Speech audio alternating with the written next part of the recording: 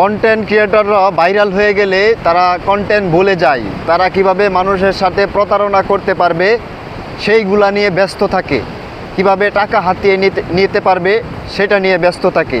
কিন্তু আমি আনোয়ার আপনাদেরকে চ্যালেঞ্জ দিতে চাই, সমস্ত কন্টেন্ট ক্রিয়েটরকে চ্যালেঞ্জ দিতে চাই যে শুধু এই সাগর নিয়ে যদি আমি কয়েক বছর গবেষণা করি এবং এই সাগর নিয়ে যদি আমি কন্টেন্ট তৈরি করি, বিশাল সময় ধরে আমি এই কন্টেন্ট দিতে পারবো। অতএব আপনারা যারা কন্টেন্ট ক্রিয়েশনে আছেন, কন্টেন্ট জগতে আছেন, আপনাদেরকে আমি শিক্ষা দিচ্ছি না, আপনাদেরকে রাস্তা দেখাচ্ছি। আপনারা এরকম প্রাকৃতিক দৃশ্যগুলি, মহান সৃষ্টিকর্তার বিস্ময়কর সৃষ্টিগুলি তুলে ধরবেন।